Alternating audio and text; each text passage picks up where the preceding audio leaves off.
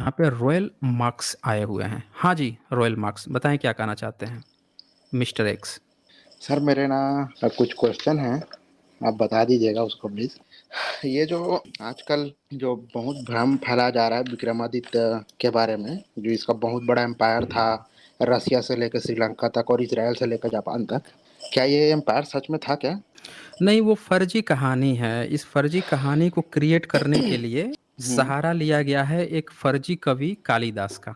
अच्छा, हाँ, ये जो कालिदास थे, वो तो गुप्त वंश के साथ चंद्रगुप्त द्वितीय थे जो, नहीं, उसका उस टाइम सबूत में भी नहीं इनको है। सेट किया गया। उसको सेट किया गया है बेसिकली, सबूत हाँ, नहीं हाँ। है। अच्छा, सबूत नहीं है उसका। देखें, और ये जो विक्रमादित्य को ये कर रहे सेट करना चाह रहे हैं, उस पर मैंने बाकायदे पूरा का पूरा एक स्ट्रीम की हुई है। उसको अगर आप देखेंगे, पता नहीं उसमें साउंड थोड़ी-सी गड़बड़ हुई थी, लेकिन वो स्ट्रीम की है मैंने कि ये कैसे हाँ सर, फर्जी मैंने किरदार है, वो ना कहाँ-कहाँ से स्ट्रीम लाया गया है। देखा था, लेकिन हुँ, उसमें हुँ। भी जैसे कि काबा श्राइन है, जो मक्का मदीना वाला जो है, उसमें इनका ना गोल्डन हंग डिश करके कुछ मिल गया है। हाँ, कुछ सील टाइप, तो उसको बोलते हैं कि इससे ये रियल था, पाखंडी अरे लोग। वो उनका थोड़े था वो। इनका तो 800 साल पहले अभी हज़ार साल पहले जो है इनका आज तक कुछ नहीं मिल पाया, तो इनको वहाँ थोड़े मिल जाएगा। आज से 1600 साल 1500 साल पहले, आज से 2000 साल पहले। भारत में यहाँ धरती को छोड़ के कोई भी बाहर गया है तो सिर्फ़ एक ही वो लोग हैं, वो हैं बौद्ध भिक्षु, जो अमेरिका तक पहुँच गए, चीन पहुँचे, जापान, कोरिया हर जगह पहुँचे, पूरे अरब में पहुँचे। और सम्राट अशोक के इंस्क्रिप्शन में बाकायदे ये लिखा हुआ है कि उन्होंने अपने बौद्ध भिक्षु ग्रीक, यूनान से लेकर सीरिया तक भेजे थे। ये बाकायदे लिखा हुआ मिल गया, इंस्क्रिप्शन मिल गया है। तो ज़रा सोचिए कि जब वहाँ पे ये लिखित प्रमाण मिल गया, अब इसको कौन काट सकता है? हाँ, ये तो है इसको कोई बात नहीं सच काट है। सकता। अच्छा, ग्रीक जो हैं वो भारत में आते थे तो वो बौद्ध भिक्षु की तरह से ट्रीट करते थे। ठीक है हुँ। ना? वो उनके बहुत सारे सील मिले हैं जिस पे वो धम्मचक्र लिए हुए हैं, जिसको ये लोग कृष्ण बलराम कहते फिर रहे हैं। अगाथीस जो है, वो सब बौद्ध भिक्षु हैं। बहुत सारे ग्रीक आए भारत में बुद्धिस्ट बन गए, जैसे मिनांडर जो था, वो आके मिलिंद बन गया यहाँ पे। हेलोडोरियस जो था, वो भारत में आके वो भी बुद्धिस्ट गरुड़ स्तंभ बनवा के गया। गरुड़ स्तंभ ये लोग कहते हैं, हेलोडोरियस पिलर जो है, वो बौद्ध भिक्षुओं का है। तो ये सारे ग्रीक जो हैं, वो आते थे यहाँ बौद्ध भिक्षु बन रहे थे। अब बीच में पड़ता था अरब का एरिया, अरब के लोग भी यहाँ पे आते थे। सीरिया वगैरह में बौद्ध भिक्षु गए थे। सब जगह इज़राइल वगैरह में बौद्ध भिक्षु गए थे। अमेरिका तक पहुँच गए थे सोचिए। तो हाँ, ये पिछले अगर बार वहाँ पे बताए कुछ थे आप मिल सर रहा अपन। है, हाँ, अगर वहाँ ये मैं अपने तरफ से नहीं कह रहा हूँ। वहाँ के नहीं, बहुत हाँ, सारे वो लेखक पूरी लोग ये रिसर्च किताब हो लिख गया था, चुके आपने हैं। पिछले स्ट्रीम में बताया हुँ, था। हुँ, हुँ। कोई साकामोला करके कुछ कोई था ना, मैक्सिको में हाँ, रहता है। हाँ, हाँ, साकामूला वो शाक्य मुनि ही कहा जाता है। हाँ, हाँ। बुडापेस्ट जो जगह है, वो बुध के नाम पे है। बुडापेस्ट हाँ, कहते हैं सब, तो सर बुध ये का वो मैं जगह हाँ, बोलते हैं। अच्छा, तो हंगरी का जो विदेश में बुडापेस्ट जो सिटी वो। हाँ, हाँ, हाँ। हुँ। विदेश में जितनी भी चीज़ें मिल रही हैं, वो सारा बुद्धिस्ट का ही है, इनका कुछ नहीं है। ये तो हुँ, भारत हुँ। में इनके खुद के जो मंदिर जिसको बता रहे हैं, वो बुद्ध की मूर्तियाँ हैं। हाँ, ये इनका तो है यहाँ सर। अपना कुछ नहीं है, तब विदेश में वहाँ मिल जाएगा आपको। सोचिए ज़रा इसी बात को। अच्छा सर, और ना ये सम्राट ललित आदित्य मुक्ता पिंड और बप्पा रावल, इनका धर्म क्या था सर? ये सब बुद्धिस्ट लोग थे। ये भी बुद्धिस्ट ही थे। सर, और ये सातवाहन गुर्जर प्रतिहार और राष्ट्रकूटा जो एम्पायर था, ये गुप्त वंश के बाद, इनका हुँ, ये भी हुँ। बुद्धिस्ट थे? ये सब बुद्धिस्ट थे, लेकिन ऐसा लोगों में क्या होता है ना, लोग सोचते हैं कि बुद्धिस्ट हैं तो आपस में लड़ाई नहीं करेंगे, ऐसा नहीं है। बहुत सारे जैसे जापान हो गया, चीन हो गया, इन दोनों में लगातार लड़ाइयाँ होती रहीं, दोनों बुद्धिस्ट देश थे। फिर भी इन दोनों में हमेशा लड़ाइयाँ रही हैं, जंग रहा है। जापान तो चीन को गुलाम भी बना चुका था। 1905 हाँ, में, हाँ। 1905 में गुलाम बना लिया उतने बड़े देश को, हाँ, छोटा-सा देश। 2 बार साइनो जापानीज़ हुँ, वॉर हुआ हुँ। था, दोनों बार चाइनीज़ आ रहे थे। हाँ, तो हाँ। ये देखें कि आप इसी से समझिए कि बुद्धिस्ट देश भी जो हैं, जहाँ बुद्धिस्ट लोग भी निवास करते हैं, वहाँ का जो राजा होगा, जो साम्राज्यवाद चाहता है, वो भी लड़ाई कर सकता है। तो भारत में भी बहुत सारे राजा हुए, वो आपस में लड़ सकते थे राज्य के लिए या किसी चीज़ के लिए, पर उनका जो ऑफ़िशियल धर्म था, वो बुद्ध का ही धर्म था, और कुछ भी नहीं था। हाँ, ये गुर्जर प्रतिहारी है ना, जो बाद में चल के राजपूत में कन्वर्ट हो गए थे। राजपूत यहीं के लोग जो हैं, भारत के एससी एसटी ओबीसी लोग जो हैं, वही धीरे धीरे हाँ, कन्वर्ट हुए हैं। ये फैक्ट सामने आ चुका है। अब कुछ लोग भले, जिनके हो सकता है कि कुछ लोगों के डीएनए बाहर से मिल भी जाएं, और हो सकता है बाद में कुछ लोग बन गए हों राजा वगैरह के कारण, वो अलग मैटर है। पर ये बात पुख्ता है कि भारत के बहुत से एससी एसटी ओबीसी जो हैं, वही धीरे धीरे कन्वर्ट होकर राजपूत भी बन गए हैं। और ठीक है, सर ओके रॉयल। सर एक क्वेश्चन, एक और, रुकिए। हाँ, बोलिए। दो या तीन और क्वेश्चन है, इसके बाद मैं चले जाऊंगा। सर ये जो मेगास्थनीज आए थे ना चंद्रगुप्त के टाइम, कुछ 10-15 साल के लिए, तो सर उस टाइम तो हम्म। पाली प्राकृत लैंग्वेज में ही लिखते थे, मतलब पत्थरों वत्थरों में कुछ लिखते थे। तो ये मेगास्थनीज ये किस में लिखे थे, मतलब पेपर तो था नहीं उस टाइम, क्योंकि चाइना में तो पेपर का आविष्कार 105 कॉमन एरा में हुआ था, हाँ, हान डायनेस्टी के टाइम। तो नहीं, नहीं, मेगास्थनीज में किस आपने में? देखें, लिखने की जो प्रणाली है, हाँ, वो उस समय भारत में पत्थरों पे लिखी जाती थी। हाँ, भारत में पत्थरों पे। पर मेगस्थनीज ने इस बात की भी चर्चा की है कि भारत में रुई वगैरह, कपास वगैरह और भी बहुत तरह-तरह की चीज़ें बनाई जाती थी। हाँ, तो जो यूनान वगैरह जो देश थे ना, वहाँ के लोग जब लिखते होंगे, तो पत्थर के अलावा अन्य चीज़ें भी, क्योंकि लिखने की चीज़ थी, लिख सकते थे। अब कोई चीज़ जिसको आपको बहुत ज़्यादा समय तक संरक्षित करना है, तो आप पत्थर इस्तेमाल करेंगे। पर अगर आपको कहीं पे किसी को संदेश भेजना है, तो आप सीधे दूध को भेज दीजिए, या कहीं पे छोटा-सा मोहर लगा के आप पत्तों का इस्तेमाल कर सकते हैं, या किसी चीज़ का इस्तेमाल कर सकते हैं टेम्पररी। तो जो महत्वपूर्ण चीज़ें होती थीं, उसको वो लोग क्या करते थे कि पत्थरों पे लिखवाते थे।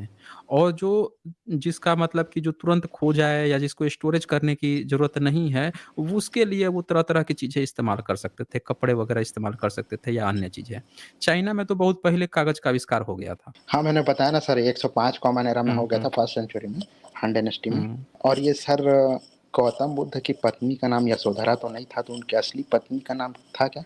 देखिए, उसमें नाम भद्दकच्चाना नाम से आया है, और भी भद्दकच्छना। हाँ, इस तरह का नाम आया है। दूसरी चीज़ कि उनके जो बेटे का नाम है, या उनकी पत्नी का नाम है, उन नामों को नेगेटिव बनाया गया है। सम्राट अशोक के ही नाम को पेड़ बना के गायब कर दिया इन लोगों ने। हाँ। तो उसी तरह से इन्होंने उनके परिवार, पीढ़ी, सबकी चीज़ें गायब की है, और इसीलिए बिलीव नहीं होता है हमें। हुँ, दरअसल क्यों? बिलीव कहने का मतलब क्या है कि जो ब्राह्मणों की धूर्तता है, उस पर जितने भी बहुजन लोग हैं, या जो बहुजन इतिहासकार हैं, वो क्यों नहीं बिलीव करते हैं? इसका कारण यही है कि भारत का जितना भी जो इतिहास रहा है, उसको सही ढंग से उसने प्रस्तुत नहीं किया, और उसने गायब करने का प्रयास किया है। तो उनकी धूर्तता की पोल तब भी खुली जब वो ये दावा कर रहे हैं कि हमें लाखों लाख साल का इतिहास पता है, सम्राट अशोक के अशोक स्तंभ को वो बोल रहे हैं कि वो भीम की गदा है। और उस पर फर्जी किताब निकल के प्रचारित कर रहे हैं, भीम की गदा है। अब ऐसी कोई धूर्तता करेगा, वो इतिहास गायब कर देगा ऐसे महान सम्राटों का, उनके स्तंभों का, फिर यहाँ के जो बुद्ध की जो मूर्तियाँ हैं, उसको अपना मंदिर बता के ब्रह्मा, विष्णु, महेश कहेगा। तो ये धूर्तता ना, जब हर भारतीय को खटकेगी, हर ओबीसी पिछड़े वर्ग को खटकेगी, हर ओबीसी एससी-एसटी को खटकेगी, जब वो जानेगा कि ब्राह्मण इतनी धूर्तता क्यों करता है। मतलब सच चीज़ सच कह देने में क्या बुराई है? भई, ओह! इस्लाम में अगर मोहम्मद ने 6 साल की बच्ची से शादी किया, 9 साल की उम्र में उन्होंने उसको सोया उसके साथ, तो ये बात कहते हैं, उनमें भी बहुत सारे वो करते हैं कि नहीं-नहीं, वो गलती हो गई, ये हो गया, वो हो गया, करते हैं, लेकिन उनमें से ज़्यादातर स्वीकार भी करते हैं। लेकिन ब्राह्मण में से एक भी ब्राह्मण इस बात को ही नहीं स्वीकार करता कि उसने षड्यंत्र करके सारी चीज़ों को कर दिया है, जबकि पूरा का पूरा आर्कियोलॉजी से ये सारी चीज़ें सामने आ रही है उसके षड्यंत्र का। तो इससे हमें ये पता चलता है कि ये वास्तव में इनके अंदर षड्यंत्र भरा पड़ा हुआ है, ये सही लोग नहीं हैं। यहाँ से इन पर बिलीव होना जो है, इनकी बातों पर बिलीव करना बहुत मुश्किल हो जाता है। ये सबसे बड़ा एक कारण है। ठीक है, रॉयल सर मिस्टर एक एक्स। बार, एक और, रुकिए। अच्छा, 2 कुछ क्वेश्चन बचा है सर, है? इसको ले लीजिए, उसके बाद मैं चले जाऊँगा पक्का। सर ये जो जातक कथाएँ हैं बुद्ध वाले टाइम हुँ, की, उसमें हुँ, हुँ। घटोत्कच नाम का कोई कैरेक्टर है क्या? क्योंकि नाम चंद्रगुप्त, आया है, आया है, आया है, नाम आया हाँ, है। क्योंकि गुप्त वंश के एक राजा का नाम है, मतलब श्रीगुप्त तो संस्थापक थे, उसका बाद एक उनके पुत्र या उनके हुँ, हुँ, परपौत्र हुए थे, उनका नाम घटोत्कच, उसके बाद चंद्रगुप्त हुए थे। हुँ, तो उसी को पूछना था। और सर एक और लास्ट क्वेश्चन है मेरा, कि हुँ, सर हुँ, ये चंगेज़ खान था जो, ये इसका, हुँ, हुँ, ये भी क्या बुद्धिस्ट ही थे? लेकिन उस टाइम के लोग मानते हैं जो तेंद्रिन था इनका, हुँ, मतलब हुँ। धर्म का नाम, तो या तेंद्रिन थे कि बुद्धिस्ट थे चंगेज़ खान? देखें, चंगेज़ खान एक साम्राज्यवादी विचार का था और उसका भी जो हुँ, शुरुआत हुआ था, वो कहीं न कहीं एक शोषण से हुआ था। उसके साथ बहुत बुरी चीज़ें घटी थी। तो उसकी हेल्प मदद जो है ना बौद्ध भिक्षुओं ने की थी। वो जब उसको 7 साल की कैद में उसकी बीवी को छीन लिया गया, उसकी बीवी को अगवा कर लिया, अपहरण कर लिए, फिर उसको कैद में डालकर उसको ऊपर सलाखे में बंद कर दिए थे, छत पे रहता था। तब एक बौद्ध भिक्षु जो हैं उसकी खबर को लेकर पहुँचाया, उसकी हेल्प किया, तो उसको भिक्षुओं के प्रति बहुत अपार श्रद्धा थी। दूसरी बात कि उस समय तक 11वीं-12वीं सदी तक, 13वीं सदी तक बौद्ध भिक्षु पूरे उन क्षेत्रों में फैल चुके थे। आज भी मंगोलिया में वहाँ का 50% से ज़्यादा 53% जो लोग हैं, वो बौद्धिस्ट लोग ही हैं, वहाँ आज भी। तो ये चीज़ हमें समझनी पड़ेगी कि चंगेज़ खां के जो सराउंडिंग थी, जो लोग थे, वो ज़्यादातर बुद्धिस्ट लोग थे। तो उसको ऐसा लगता था, उसके जब विचार बदले, बदले कहने का मतलब कि उसके साथ इतना अन्याय हुआ कि उसने भी लड़ाई का मार्ग अपना लिया, साम्राज्यवादी विचारधारा पर फैल गया। तो उसने पूरा उधर के जितने भी जो धूर्त लोग थे, सबका खात्मा करना शुरू किया। बुद्धिस्टों को छोड़कर सबको काटा उसने। बुद्धिस्ट को छोड़कर जितने भी वो मानता था कि ये सिविलाइज़्ड लोग ही नहीं हैं। किसी की बीवी को उठा ले जाते हैं, किसी को काट देते हैं, मार देते हैं, झूठ बोलना, ये करना, वो करना, अय्याशी करना इन्हीं लोगों का ये बन गया। तो वो चाहता था कि मतलब एक अच्छा साम्राज्य तो वो बुद्धिस्टों को छोड़कर उनको सही मानता था, सीधा मानता था। उसने बहुत कत्ल-गारत लेकिन उसका धर्म बुद्धिस्ट नहीं था। बुद्धिस्ट का आदर सिर्फ़ उसने ये किया कि उसको ऐसा लगा कि यही लोग सिविलाइज़्ड हैं और ये किसी को हानि नहीं पहुँचाते, बहुत सभ्य लोग हैं सही बातें करते हैं। बाकी उधर का जो एरिया था देखिए किसी की बीवी को कोई उठा ले उसकी खुद बीवी को 2 बार उठा ले गए सब और एक बार तो प्रेग्नेंट भी कर दिए थे, उसका बच्चा भी वो था, ये तो उसकी फ़िल्म बनी है उसमें भी दिखाया गया है। तो ये चीज़ें उसके साथ बहुत बुरी घटनाएँ हुई थीं, इस कारण से ऐसा देखा गया लेकिन अंतिम तौर पे अगर ओवरऑल हम देखें तो वो एक दरिंदा था जिसने बहुत लोगों का कत्लेआम किया। आप कह सकते हैं कि हम दरिंदा ही कहेंगे क्योंकि इतनी कत्ल करने वाले को जस्टिफ़ाई करना, खून-खराबे को जस्टिफ़ाई करना सही नहीं है।